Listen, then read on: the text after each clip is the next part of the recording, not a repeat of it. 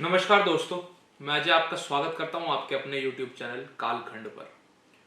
दोस्तों, पिछले दिनों एक वीडियो वायरल हुई विकास दिव्य कीर्ति जी की, और इसमें वो माता सीता पर कुछ टिप्पणी करते नजर आए, जिसके बाद उन्होंने एक बहुत ही मशहूर YouTube चैनल को साक्षात्कार दिया और उसमें उन्होंने बताया कि उन्होंने ये बातें कहाँ से पढ़ कर गई हैं। उन्होंने बहुत सारी किताबें दिखाई, जिसमें से कि वाल्मीकि रामायण और महाभारत का द्वितीय खंड था, वन पर्व रामोपाख्यान की कथा भी उन्होंने दिखाई, और भभूति जी की 9वीं शताब्दी की लिखी हुई उत्तर रामचरितम, उसके बाद लोकवादी तुलसीदास, विश्वनाथ त्रिपाठी जी की एक पुस्तक है। ये सारी चीज़ें उन्होंने दिखाई और उन्होंने इस तरीके से उसको प्रस्तुत किया जैसे कि वो पूर्णतः सत्य बात है, जो वो कह रहे हैं बिल्कुल ठीक बात है, ऐसा उन्होंने प्रस्तुत किया। ये ही सेम वीडियो थी, लगभग 1.5-2 साल पहले, 1 साल पहले की बात है। यही सेम वीडियो लेकिन किसी और वजह से कंट्रोवर्सी में आई थी। उसमें शंभुक वध की वजह से आई थी वो। और शंभुक वध एक शंभुक नाम का शूद्र, ऐसा कहा जाता है कि वो शूद्र तपस्या कर रहा था राम जी के राज्य में। उसके बाद रामचंद्र जी को जब पता लगता है तो रामचंद्र जी उसके पास जाते हैं और उसका सर काट देते हैं। तो वो बात उन्होंने विकास दिव्य कीर्ति ने क्लास में कही थी, और उसकी वजह से लगभग 1.5-2 साल पहले एक वीडियो, यही वाली वीडियो थी वो, इसी का पूरा पार्ट था, वायरल हुआ था और वो भी बड़ी विवादों में रही थी। तो शंभुक वध पे विकास दिव्य कीर्ति ने कहा था कि वाल्मीकि रामायण में ऐसा लिखा हुआ है कि शंभुक वध हुआ था, और ये सब भभूति रामायण में भी उत्तर रामचरितम का भी उन्होंने जिक्र करते हुए कहा कि उत्तर रामचरितम में भी भभूति जी ने ये लिखा है। अब दोस्तों, बात करते हैं कि क्या ये बात सच है कि नहीं। ये वाला जो वीडियो है ये पार्ट 1 रहेगा इस सीरीज का, और इसमें मैं सिर्फ शंभुक वध या उत्तरकांड के बारे में, जिसमें कि सीता माता का निष्कासन, शंभुक का वध, इस तरीके की कथाएं आती हैं, सिर्फ उत्तरकांड की इस वाले पार्ट में बात करेंगे। इससे अगला जो पार्ट है उसमें हम बात करेंगे कि क्या सचमुच जो वन पर्व रामोपाख्यान में महाभारत के द्वितीय खंड में जो बात लिखी है, जो विकास दिव्य कीर्ति ने कही थी, उसमें कितनी सच्चाई है या उसके क्या तथ्य हैं। आज हम बात करेंगे केवल वाल्मीकि रामायण की, उत्तरकांड की, सीता माता के निष्कासन की, शंभुक वध की। तो देखिए दोस्तों, यहां पर मेरे पास ये वाल्मीकि रामायण का प्रथम खंड है और ये वाल्मीकि रामायण का द्वितीय खंड है। प्रथम खंड, ये दोनों ही गीता प्रेस गोरखपुर से प्रकाशित खंड हैं। प्रथम खंड में जो है वो बालकांड से लेकर के किष्किंधा कांड तक की कथा है, और द्वितीय खंड जो है उसमें सुंदर कांड से लेकर के युद्ध कांड या जो प्रक्षिप्त कांड है, उत्तरकांड, वहां तक की कथा है। तो अब हम बात करते हैं कि प्रक्षिप्त क्या होता है।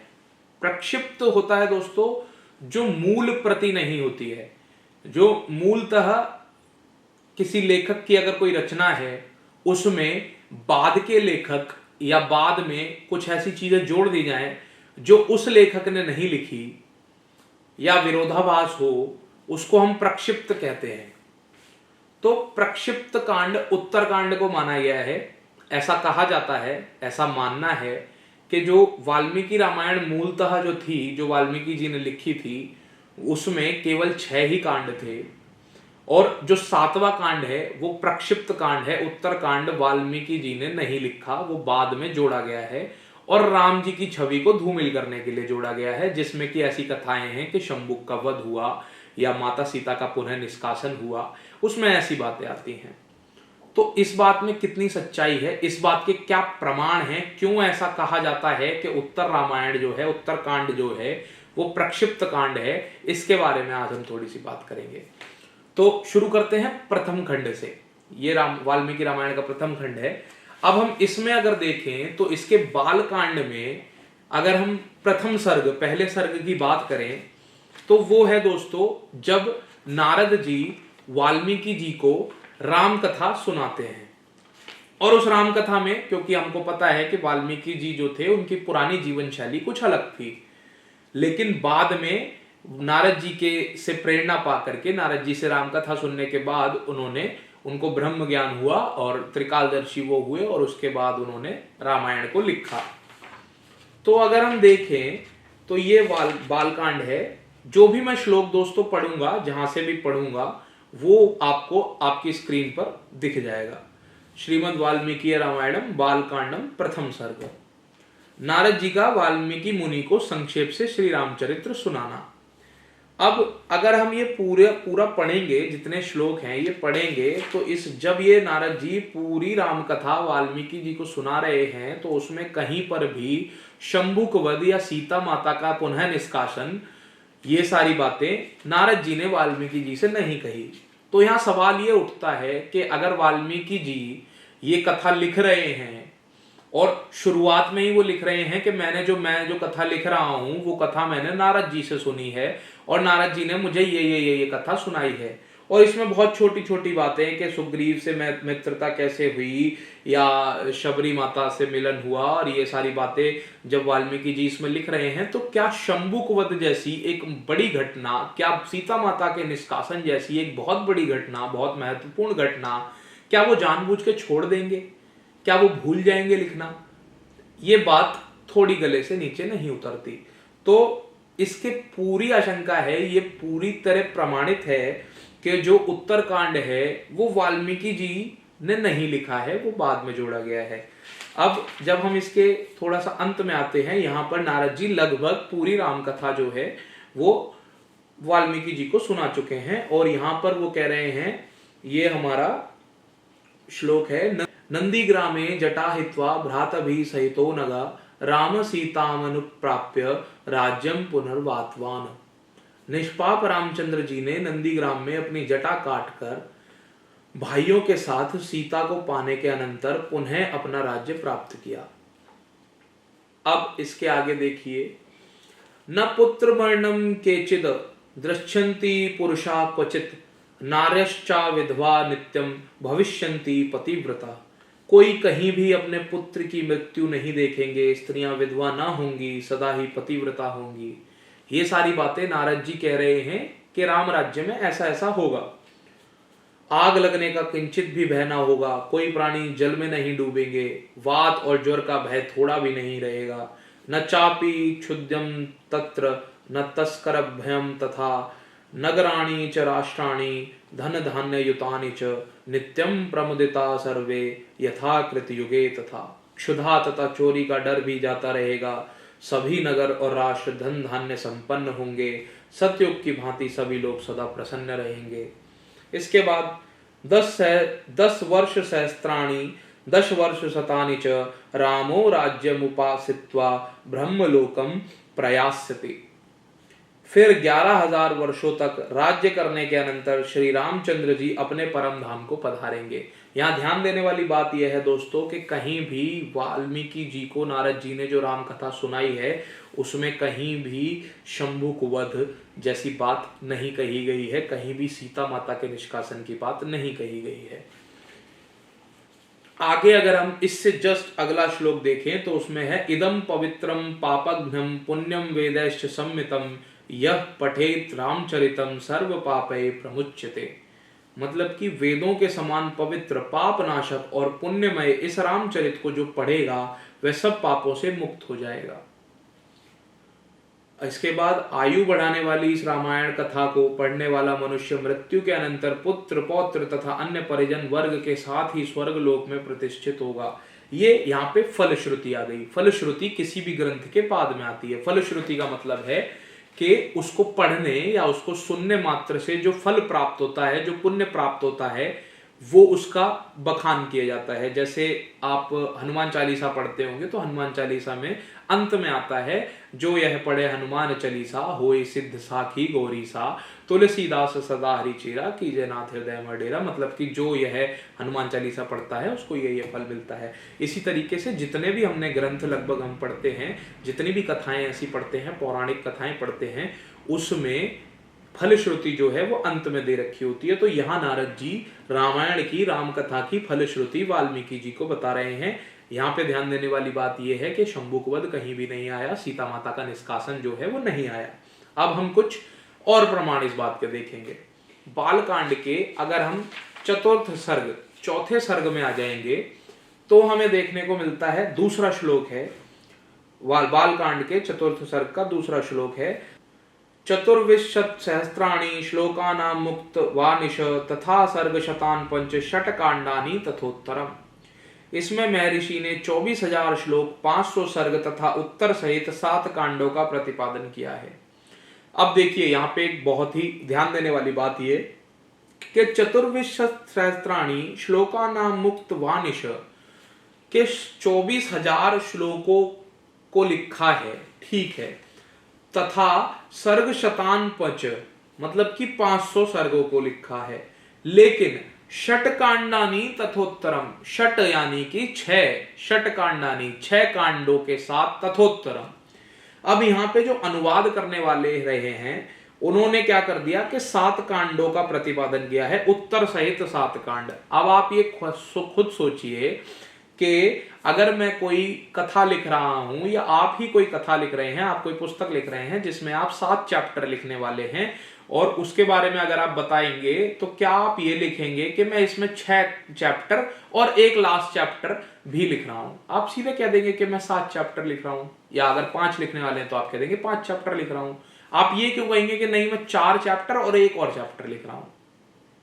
समझ रहे हैं? तो इसी तरीके से यहां पे लिखा हुआ है षट कांडानी तथोत्तरम। क्या तथोत्तरम का मतलब कुछ और रहा होगा? क्या अनुवाद करने वाले ने तथोत्तरम को उत्तर कांड समझ लिया और उसने यहाँ 7 कांड लिख दिए? अगर अनुवाद ही करना था तो ठीक ठीक अनुवाद करते कि 6 कांडों के साथ एक उत्तर कांड, तो लोगों की बुद्धि में यह आता कि भाई उत्तर कांड को अलग क्यों लिखा है। खैर बहरहाल आगे देखेंगे। आगे अगर हम बात करें तो हम पहले आ जाते हैं कि किस तरीके से और क्या प्रमाण मिलते हैं कि उत्तरकांड जो है वो प्रक्षिप्त कांड है। अब अगर मैं बात करूं शंभुक वध की कथा की, तो शंभुक वध की जो कथा है वो वाल्मीकि रामायण के द्वितीय खंड के उत्तरकांड में लिखी हुई है। ये बात बहुत ही प्रचलित है और लोगों द्वारा इस तरीके के एजेंडे चलाए जाते हैं और बहुत ज्यादा बोला भी जाता है कि शंभुक एक शूद्र था, इसलिए वो तपस्या कर रहा था, इसलिए रामचंद्र जी ने मार दिया। उस टाइम भी शूद्रों पे जो है वो उनको तपस्या करने का अधिकार नहीं था, ये सारी बातें कही जाती हैं। तो अगर हम वाल्मीकि रामायण को ही देखें, अरण्य कांड के उस पार्ट पर आते हैं जहां रामचंद्र जी सीता माता को खोजते खोजते कबंध का वध करने के बाद शबरी माता से मिलने आते हैं। यहां पर जब शबरी माता के आश्रम में रामचंद्र जी आते हैं तो ये श्लोक आता है, मैं श्लोक आपको स्क्रीन पर दिखा दूंगा। तो दृश्यता तू सदा सिद्धा समुत्थाय कृतांजलि पादो जग्राह रामस्य लक्ष्मणस्य च धीमत। मतलब कि शबरी सिद्ध तपस्विनी थी, उन दोनों भाइयों को आश्रम पर आया देख वह हाथ जोड़कर खड़ी हो गई तथा उसने बुद्धिमान श्री राम और लक्ष्मण के चरणों में प्रणाम किया। यहाँ पे वाल्मीकि जी क्या लिख रहे हैं, ये ध्यान देने वाली बात है। शबरी सिद्ध तपस्विनी थी। शबरी माता जैसा कि हम सब जानते हैं कि एक शूद्र वर्ग से आती हैं और शबरी माता के बारे में यहाँ वाल्मीकि जी लिख रहे हैं कि वह एक सिद्ध तपस्विनी थी। तो ऐसा तो कुछ भी नहीं है कि राम के काल में, राम जी के काल में तपस्वी सिर्फ ब्राह्मण हो सकते थे या क्षत्रिय हो सकते थे, ऐसा तो कहीं भी नहीं देखने को मिलता है। अगर ऐसा है कि भाई शूद्र होने के बावजूद अगर वो तपस्या, शंभुक जो हैं तपस्या कर रहे थे और कहा जाता है कि वो शूद्र थे, इस वजह से रामचंद्र जी ने उनका वध कर दिया, तो शबरी माता भी तो शूद्र वर्ग से आती है। शबरी माता के लिए तो कहीं भी रामचंद्र जी ने या वाल्मीकि जी ने ऐसा कुछ नहीं लिखा, बल्कि वाल्मीकि जी स्वयं इस श्लोक में कह रहे हैं कि वो सिद्ध तपस्विनी थी। आगे अगर हम पढ़ें उसके बाद ये 8वां श्लोक है इसमें, उसमें देखिए कच्चिते निर्जिता विघ्ना कच्चिते वर्धते तप कच्चिते नियत कोपा आराश्च तपोधने। तपोधने, ये रामचंद्र जी शबरी माता से कह रहे हैं कि तपोधने, क्या तुमने सारे विघ्नों पर विजय पाली? क्या तुम्हारी तपस्या बढ़ रही है? क्या तुमने क्रोध और आहार को काबू में कर लिया है? ये उनकी तपस्या के बारे में रामचंद्र जी पूछ रहे हैं शबरी माता से कि क्या तुम्हारी तपस्या दिन ब दिन बढ़ रही है? क्या तुमने अपने सारे क्रोध और लोभ मोह मद मत्सर इन सब पे विजय पा ली है? क्या तुम्हें भूख प्यास पे विजय प्राप्त हो गई है या नहीं? और तपोधने कह करके संबोधित कर रहे हैं रामचंद्र जी शबरी माता को। तो यहां पे इस बात का खंडन हो जाता है कि रामचंद्र जी के काल में शूद्रों को तपस्या करने की आज्ञा नहीं थी। तो कहीं ना कहीं इस बात का भी खंडन हो जाता है कि शंभुक का वध रामचंद्र जी ने इसलिए किया क्योंकि वो शूद्र था और सब तपस्या कर रहा था। चलिए, ये प्रथम खंड की बात हो गई वाल्मीकि रामायण के। अब हम द्वितीय खंड देखते हैं और कुछ ऐसी बातें देखेंगे जिससे ये साबित हो जाएगा कि जो उत्तरकांड है वो प्रक्षिप्त कांड है, और जिसने भी उसे जोड़ा उसने इन बारीकियों पे ध्यान नहीं दिया, और इसकी वजह से आज ये बात उजागर है कि ये प्रक्षिप्त कांड है। तो अब हम बात करेंगे सुंदर कांड की। सुंदर कांड वो कांड है जिसमें सीता माता का पता लगाने के लिए हनुमान जी जाते हैं, और इसके 52वें सर्ग में अगर हम देखेंगे तो हमें एक श्लोक देखने को मिलता है जो विभीषण कहते हैं रावण से। यहां पर कथा वो है कि हनुमान जी जो हैं वो अब बंध चुके हैं नागपाश में, जो मेघनाथ द्वारा फेंका गया था। अक्षय कुमार का वध हनुमान जी ने कर दिया है, और अब हनुमान जी को बांध करके सभा में लाया गया है रावण के सामने, और रावण जो है इस पक्ष में है कि हनुमान जी को मृत्यु दंड दिया जाए। तो उस मृत्यु दंड से बचाने के लिए जो विभीषण जी हैं वो कुछ तथ्य कहते हैं, और कहते हैं कि ऐसा मैंने कहीं भी नहीं सुना है कि किसी दूत को मृत्यु का दंड दिया जाए। उसके लिए अन्य दंडों का विधान है, पर दूत की मृत्यु नहीं होनी चाहिए। दूत को जो है मृत्यु दंड नहीं दिया जाता। यहाँ पर यह श्लोक हमें देखने को मिलता है, ऐरूप्य मंघेशु कशाभिघातो मौढ़्यम तथा लक्षण सनिपात एतान ही दूते प्रवदन्ति दंडान वधस्तु दूतस्य न श्रुतोस्ति। मतलब कि किसी अंग को भंग या विकृत कर देना, कोढ़े से पिटवाना, सिर मुड़वा देना तथा शरीर में कोई चिन्ह दाग देना, ये ही दंड दूत के लिए उचित बताए गए हैं। उसके लिए वध का दंड तो मैंने कभी नहीं सुना है। यहाँ ये ध्यान देने वाली बात है दोस्तों कि दूत के लिए वध का दंड विभीषण जी ने कभी नहीं सुना है, ऐसा विभीषण जी कह रहे हैं रावण से। अब यहां पर आते हैं हम उत्तरकांड में, और उत्तरकांड के 13वें सर्ग में हमें एक बात देखने को मिलती है। ये उत्तरकांड का 13वां सर्ग है, और इसमें हमें देखने को मिलता है रावण द्वारा बनवाए गए शयनागार में कुंभकर्ण का सोना, रावण का अत्याचार, कुबेर का दूत भेजकर उसे समझाना तथा कुपित हुए रावण का उस दूत को मार डालना। आप देखिए कि कुबेर ने अपना दूत कब भेजा होगा। कुबेर और रावण का जो युद्ध है वो कब हुआ होगा, किस जमाने में हुआ होगा, और उसके कई सालों बाद सीता हरण हुआ। उसके कई सालों बाद हनुमान जी आए, हनुमान जी को पकड़ करके सभा में लाया गया और रावण के सामने प्रस्तुत किया गया। तब विभीषण जी ने यह कहा कि मैंने दूत के लिए मृत्यु दंड कभी नहीं सुना है। और यहाँ पे हमें देखने को मिल रहा है कि उसने यहाँ पर हमें देखने को मिलता है कि यहाँ पे लिखा हुआ है रावण द्वारा बनवाए गए शयनागार में कुंभकर्ण का सोना, रावण का अत्याचार, कुबेर का दूत भेजकर उसे समझाना तथा कुपित हुए रावण का उस दूत को मार डालना। कि रावण ने कुपित होकर के एक दूत को इतिहास में मार रखा है, पहले मार रखा है।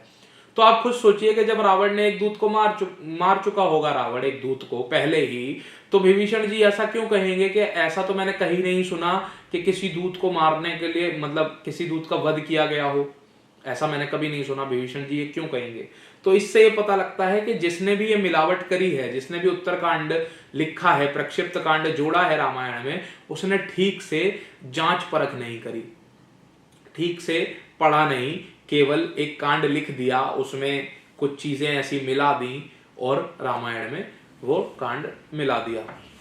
अब हम आते हैं युद्ध कांड पे। युद्ध कांड आखिरी कांड माना जाता है जो वाल्मीकि जी ने लिखा होगा। और अगर हम इस युद्ध कांड में देखें तो यहां पर हमें एक श्लोक देखने को मिलता है। इसके आखिरी सर्ग में, युद्ध कांड का जो बिल्कुल आखिरी सर्ग है, उसमें हमें एक श्लोक देखने को मिलता है। जैसे 8 वसुओं ने देवराज इंद्र का अभिषेक कराया था, उसी प्रकार वशिष्ठ, वामदेव, जावाली, काश्यप, कात्यायन, सुयज्ञ, गौतम और विजय, इन 8 मंत्रियों ने स्वच्छ एवं सुगंधित जल के द्वारा सीता सहित पुरुष प्रवर श्री रामचंद्र जी का अभिषेक कराया। यहाँ पर रामचंद्र जी का राज्याभिषेक हो गया। राज्याभिषेक के बाद अब यहाँ पर अगर हम जितने भी ये बाकी के श्लोक हैं तो उसमें अगर हम देखेंगे तो रामचंद्र जी सबको कुछ ना कुछ दे रहे हैं। जो उनके साथ आए हैं, विभीषण आए हैं, उनको दे करके विदा कर रहे हैं। जितने वानर आए हैं, वानर राज सुग्रीव को कुछ ना कुछ दे करके विदा कर रहे हैं। हनुमान जी को भेंट दे रहे हैं, अंगद को भेंट दे रहे हैं। इस तरीके से वो सबसे मिल रहे हैं, सबको भेंट दे रहे हैं और सबको विदा कर रहे हैं। और यहाँ पर अगर हम देखेंगे तो यहाँ पर हमें देखने को मिलेगा कि कहीं पर भी ऐसा कुछ भी वाल्मीकि जी नहीं लिख रहे हैं कि जैसे इससे आगे कुछ कथा बची हो। यहाँ पे कथा का विश्राम हमें देखने को मिलेगा। कथा एक तरीके से अपने अंत को चल रही है, बिल्कुल अंत में चल रही है। फिर आगे हम देखते हैं कि यहाँ पे लिखा है कि श्री रघुनाथ जी ने राज्य पाकर 11 सहस्त्र वर्षों तक उसका पालन और 100 अश्वमेध यज्ञों का अनुष्ठान किया। उन यज्ञों में उत्तम अश्व घोड़े गए थे तथा ऋत्विजों को बहुत अधिक दक्षिणाएं बांटी गई थी। और अयोध्या के परम उत्तम राज्य को पाकर धर्मात्मा श्री राम ने सुहृदों, कुटुंबी जनों तथा भाई बंधुओं के साथ अनेक प्रकार के यज्ञ किए।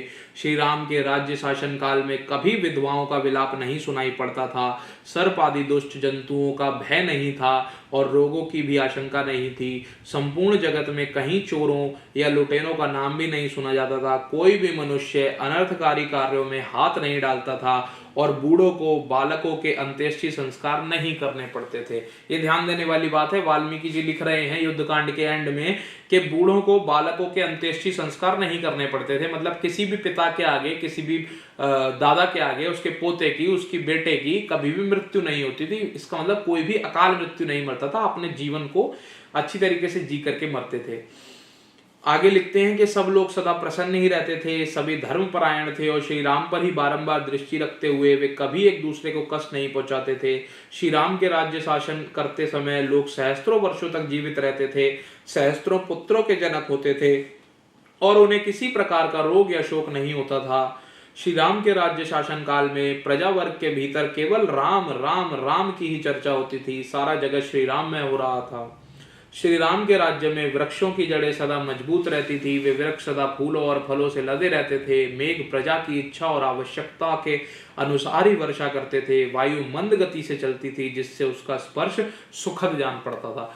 यहाँ पर कि राम राज्य में क्या क्या हो रहा था, राम राज्य किस तरीके से सुखद था, राम राज्य में लोग कितने खुशहाल थे।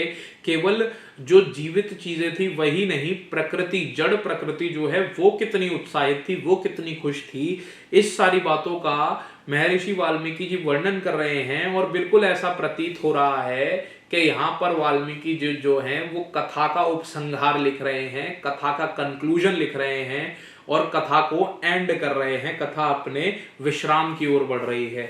आगे हम देखते हैं कि संसार में जो मानव सदा इसका श्रवण करता, ये देखिए फलश्रुति जो है वो यहाँ पर आ गई। जिस फलश्रुति की मैंने अभी पीछे बात करी कि फलश्रुति वहां लिखी जाती है जहां पर कथा अंत में हो रही हो, एंड हो रहा हो कथा का, वहां पर फलश्रुति लिखी जाती है। संसार में जो मानव सदा इसका श्रवण करता है वह पाप से मुक्त हो जाता है। श्री राम के राज्याभिषेक के प्रसंगों को सुनकर मनुष्य इस जगत में यदि पुत्र का इच्छुक हो तो पुत्र और धन का अभिलाषी हो तो धन पाता है। राजा इस काव्य का श्रवण करने से पृथ्वी पर विजय पाता है और शत्रुओं को अपने अधीन कर लेता है।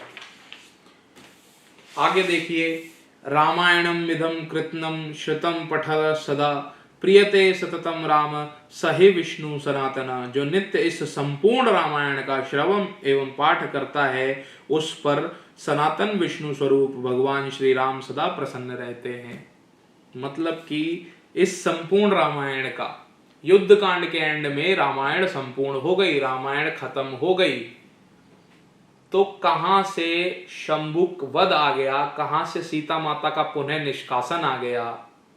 आप खुद विवेकशील हैं, आप खुद इस बात का गहन चिंतन कर सकते हैं। आगे कुछ जो आखिरी तथ्य हैं अपनी बात को साबित करने के लिए, वो मैं और रख देता हूं कुछ उत्तरकांड से ही। अब हम उत्तरकांड में वहां जाते हैं जहां पर शंभुक का वध हुआ है, शंभुक वध की कथा पर चलते हैं। ये देखिए दोस्तों, ये उत्तरकांड है और इसमें ये शंभुक वध की कथा है।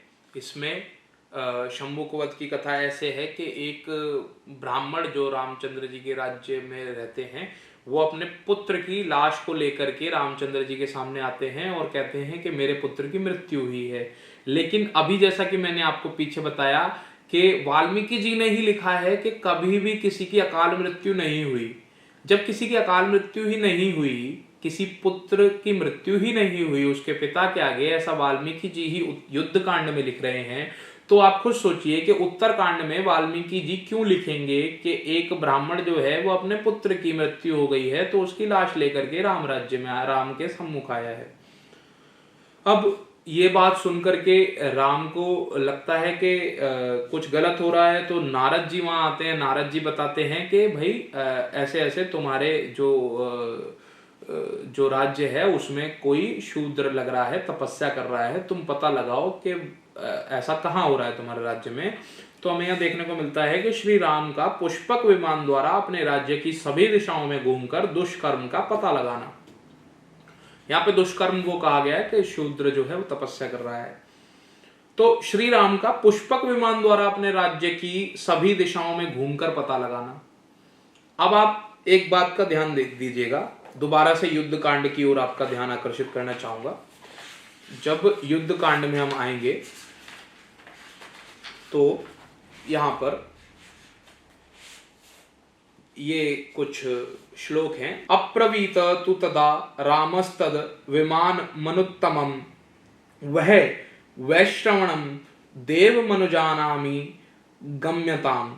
उस समय श्री राम ने उस उत्तम विमान से कहा, विमानराज मैं तुम्हें आज्ञा देता हूं, अब तुम यहां से देव प्रवर कुबेर के ही पास चले जाओ और उन्हीं की सवारी बने रहो। यहां पर पुष्पक विमान की बात हो रही है कि पुष्पक विमान जब सारी सेना को लेकर के और रामचंद्र जी को लेकर के अयोध्या आ गया है, उसके बाद पुष्पक विमान से रामचंद्र जी कह रहे हैं कि हे विमानराज, अब तुम अपने जो पुराना स्वामी तुम्हारा था कुबेर, उसकी ही शरण में चले जाओ, उसी के पास रहो। आगे वाल्मीकि जी कह रहे हैं, श्री राम की आज्ञा पाकर वह परम उत्तम विमान उत्तर दिशा को लक्ष्य करके कुबेर के स्थान पर चला गया।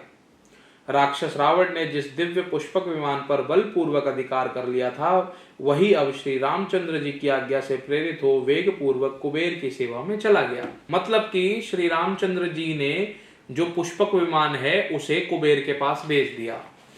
अब आप खुद सोचिए कि जब रामचंद्र जी पुष्पक विमान को भेज चुके हैं, तो श्री राम का पुष्पक विमान द्वारा अपने राज्य की सभी दिशाओं में घूमकर दुष्कर्म का पता लगाना, यह कैसे संभव है? श्री राम के पास तो पुष्पक विमान था ही नहीं, पुष्पक विमान तो कुबेर के पास था। तो इस तरीके की बातें, बहुत छोटी छोटी डिटेल्स अगर आप देखेंगे तो आपको पता लगेगा कि जो काफी कथाएं ऐसी हैं जिनके साथ छेड़छाड़ की गई, और ये तो पूरा कांड ही ऐसा मालूम पड़ता है कि प्रक्षिप्त है। और मानने की बहुत सारी वजहें भी हैं, बहुत सारे तथ्य हमारे सामने हैं। अगर एक ही लेखक है और वही लेखक यह भी लिख दे कि भाई ऐसा नहीं हुआ था, और फिर दूसरे ही पल वो ये भी लिख दे कि नहीं ऐसा हुआ था, तो ये विरोधाभास जो है यह हमें सोचने पे मजबूर करता है कि वाल्मीकि जी ने उत्तरकांड नहीं लिखा होगा। वाल्मीकि जी की रामायण में उत्तरकांड बाद में जोड़ा गया।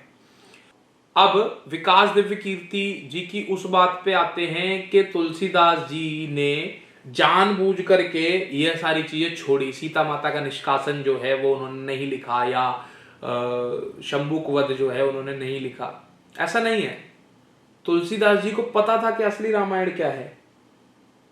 तुलसीदास जी को पता था कि एक्चुअल रामायण वाल्मीकि जी ने कितनी लिखी थी, और उतनी ही रामायण उन्होंने हमारे सामने लिखी।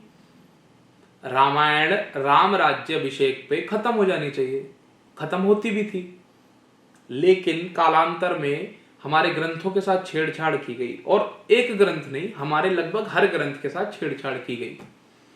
उसका नतीजा यह है कि आज विकास दिव्य कीर्ति जैसे और अनेकों ऐसे ही लोग ऐसी बातें करते हैं और हमारे जो यंग जनरेशन है, हमारी जो यूथ है, उसे बहकाने की कोशिश करते हैं। हमारा दुर्भाग्य यह है कि हमारी यूथ जो है उसने यह ग्रंथ तो पढ़ने छोड़ दिए, और जो वामपंथियों द्वारा पढ़ाया गया इतिहास है या फिर जो बाकी चीजें हैं जो आजकल पढ़ाई जाती हैं, उस पर उन्होंने आंखें मूंद कर विश्वास करना सीख लिया। इसी तरीके की बात वो है कि राम जी ने अग्नि परीक्षा के लिए माता सीता को प्रेरित किया या माता सीता पर फोर्स, दबाव डाला कि वो अग्नि परीक्षा दें। पार्ट 2 में हम बात करेंगे क्या ये बात कितनी सच है कि रामचंद्र जी ने माता सीता से कहा कि तुम अग्नि परीक्षा दो, या माता सीता के बारे में कुछ ऐसी बातें जो विकास दिव्य कीर्ति ने अपनी वीडियो में कही हैं, वो बातें कितनी सत्य हैं। महाभारत में ऐसा क्या लिखा हुआ है या वाल्मीकि रामायण में ऐसा क्या लिखा हुआ है, वो बातें हम इस वीडियो के अगले पार्ट में भाग 2 में करेंगे। आज के लिए बस इतना ही, और ये बात मैं आप पर छोड़ता हूं कि आप इसको कैसे देखते हैं, क्या सोचते हैं कि क्या सही है क्या गलत है, यह सब आपके सोचने की चीज है। लेकिन जो तथ्य हैं वह यही कहते हैं कि उत्तरकांड जो है वो प्रक्षिप्त कांड है। बाद में इसके साथ कुछ लोगों ने इस भावना से छेड़छाड़ करी कि जो राम की छवि, जो इतनी विराट छवि है कि हिंदू धर्म जो है 800 सालों तक गुलाम रहता है, उसके बाद भी अगर वो राम को, कृष्ण को नहीं छोड़ता, अपनी पूजा पद्धति को नहीं छोड़ता, अपने मूल इतिहास को नहीं छोड़ता, तो सोचिए कितनी मजबूत जड़ें होंगी हमारी।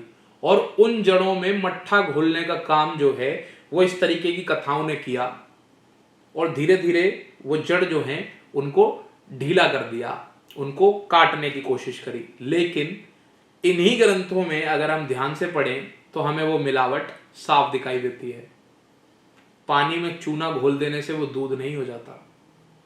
इसी तरीके से अगर हम कथा को ध्यान से पढ़ेंगे, अगर इन ग्रंथों को ध्यान से पढ़ेंगे, तो हमें साफ पता लग जाएगा कि पानी मिला हुआ चूना क्या है और दूध क्या है। चलिए अगली वीडियो में आपसे मुलाकात होगी, तब तक के लिए नमस्कार।